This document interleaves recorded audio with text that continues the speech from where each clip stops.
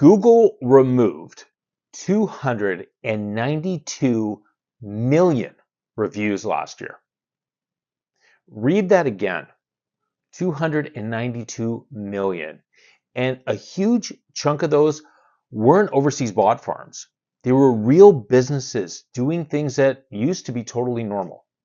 Asking a customer to mention an employee's name, or handing someone a tablet at checkout, or running a monthly contest for whoever brings in the most 5 stars. But all of that is banned now. And if you're still doing any of it, the reviews you already earned are at risk for disappearing without warning. Hi, it's Adrian Newman, and I've been in marketing for 4 decades and in digital marketing since 2012. And in this video, I'm breaking down exactly what Google changed, the full list of what's now banned, how they're catching it, and the audit that you need to run on your own business this week so you don't lose your real reviews. So let's just get into it. So here's what actually happened, because most business owners completely miss this. In one 48-hour window in April, Google made 2 separate moves. First, Google rolled out Gemini-powered moderation across every business profile. So what that means is that AI is now scanning review content and profile edits before they go live, not after someone reports them. And second, and this is the part that's catching a lot of people off guard, Google quietly added new language to its rating manipulation policy.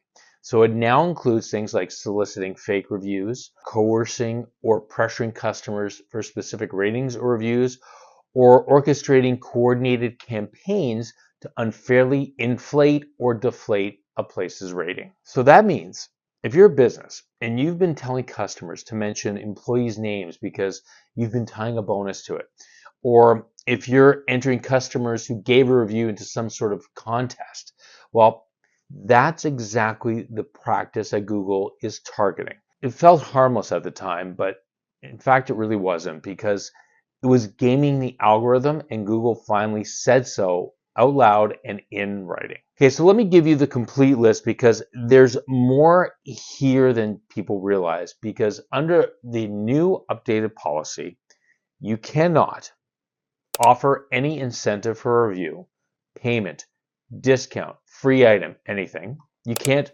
discourage or filter out negative reviews. That's called review gating.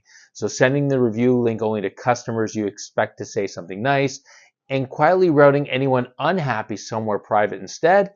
Can't do that anymore. Pressure or require someone to leave a review while they're still standing in your store.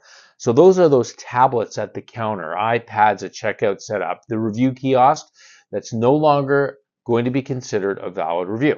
Run staffing quotas. You can't do that anymore. You can't say things like 10 reviews this month or no bonus. That's a violation. You can't ask customers to mention a staff member by name or feed them specific wording to include it. And you can't post from multiple accounts, use shared devices, or have employees, vendors, family members leave reviews for you. Look, if even one of those describes something that you're currently doing, you need to see what's next.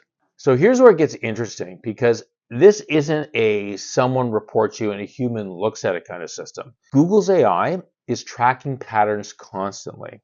So that's review volume spikes, reviews coming from the same device or IP address, wording that reads suspiciously similar across multiple reviews, even how natural the phrasing sounds. So that name mention rule that I mentioned, Google models can tell that a customer randomly included staff member's full first and last name isn't really how people actually write. It's not natural behavior. So those reviews get flagged and pulled, sometimes with 0 notification. You just log in one day and your review count is lower. Out of more than 1 billion reviews submitted to Google in 2025, roughly 292 million, that's about 1 in 5, were blocked or removed for policy violations. The penalties escalate. The first offense is usually just review removal. You don't get a warning, they're just gone. Repeated or bigger violations can get you a temporary block on new reviews or a public warning banner right on your Maps listing telling every potential customer that fake reviews were found on your profile. Worst case, a full profile suspension, which for a local business means you disappear from Maps and local search entirely. So I want you to think about that banner for a second. So someone's searching for a plumber, let's say, and they pull up your profile, and instead of your reviews, they see a warning that Google flagged your account. You don't get to explain it as an innocent mistake.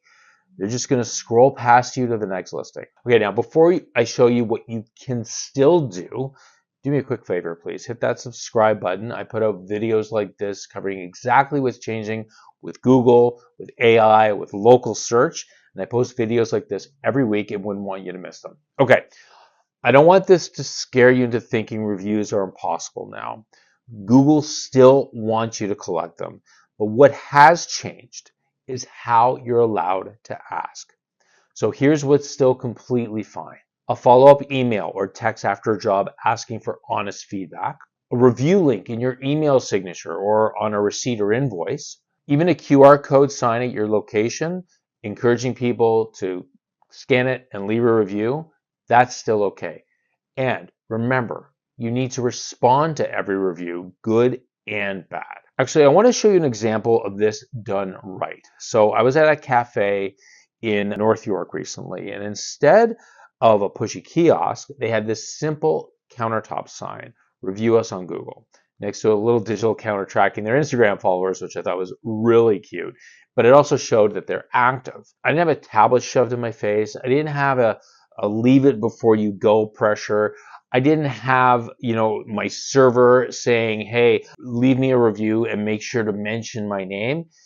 All it was just a visible, passive invitation to leave a review. And the way I see it on their Google business profile, they were pulling in at least one new review a day, and they're sitting at 4.5 stars. And just so you know, that place is pretty busy. And that's the difference.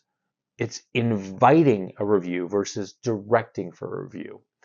One's compliant and still works, but the other will get your reviews deleted. The line Google drew is actually simple once you see it. Asking's fine, scripting is not. So a compliant review process looks like this. Send a follow-up email or text after every job or purchase. Same message to every customer, no filtering by how happy you think they'll be. Put your review link in your email signature, on receipts, or on a QR code sign, never a shared device like a tablet or an iPad. And keep the ask neutral. We'd appreciate your honest feedback on Google is fine. Anything that tells them what to say, well, that just isn't. And respond to every review, positive and negative. Thank them for the positive review. And for negative reviews, maybe offer to make it right, but don't be confrontational or combative. Okay, so here's your homework. And I mean, this is something you should actually do right now. Don't just add it to your list. Do it after you watch this video. I want you to pull up your review request process. Those are your text templates, your email templates, whatever your staff says out loud. And I want you to look for 3 things. Does it name a specific employee or tell the customer what to say? Does it happen while the customer is still on site, especially on a shared device that your business owns? And is there any reward attached, even something small like a discount or a raffle entry? If you find any of those, fix it now. Make the ask neutral. Send it after the customer leaves and send it to everyone, not just the customers you think will be happy. The businesses that come out ahead here aren't the ones with the most reviews. They're the ones with the most credible reviews. A smaller profile that looks real is going to outrank a bigger one that looks coached every time going forward. Try to keep a consistent flow of reviews too.